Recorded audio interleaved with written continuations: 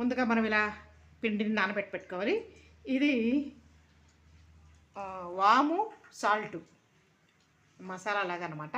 ఇది ఇలా మిక్సీ వేసి మెత్తగా చేసి పెట్టుకోవాలి. ఇలా మిరపకాయలని ఇలా మధ్యలోకి చీల్చి పెట్టుకోవాలి, బాగుంటుంది. ఇప్పుడు ఈ మధ్యలో ఉన్న ఈ కారం తీసేసి అంతలోపల ఆయిల్ మనము స్టవ్ వెలిగించి ఆయిల్ మరగబెట్టుకుంటుండాలి. ఈలోపు దీన్ని మనం చూడండి ఇలా ఈ మసాలాని ఇలా ఈ మిరపకాయలో ఇలా చేసి పెట్టుకోవాలి. స్టఫ్ లాగా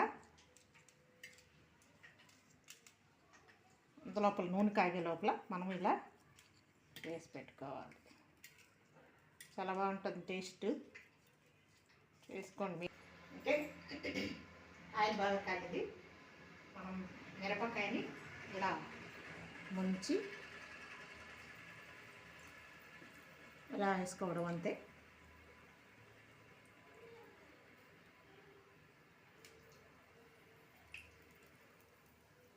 మిరపకాయ బజ్జీ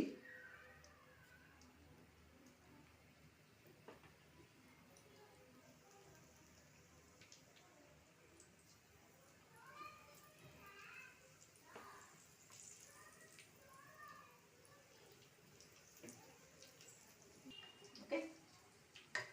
బజ్జీలు మనం మరొక వైపుకి ఫ్లిప్ చేసుకుంటాం.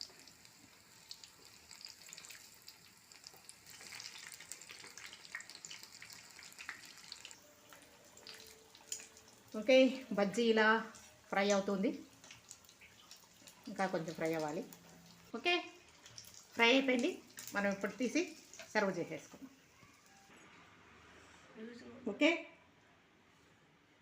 ఇంకొకసారి వేద్దాం. పిండి పలసగా ఉంటే పట్టుకోదు. ఇక్కడ ఇద్దరు వంటలదారులు చెప్తున్నారు పలసగా ఉండాలని. అందులో ఒక మగ చెఫ్ ఉన్నాడు.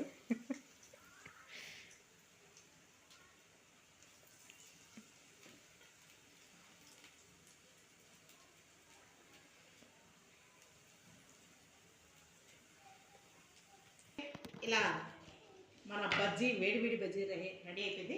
ఇప్పుడు ఇది తిని ఎలా ఉంది చూస్తాం.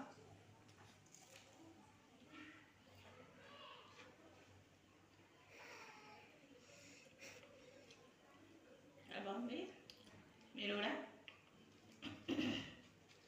ఈ ప్రాసెస్లో చేసుకోండి, తినండి. విజయ తెలుగు ఛానల్ని షేర్ చేయండి, లైక్ చేయండి, సబ్స్క్రైబ్ చేయండి.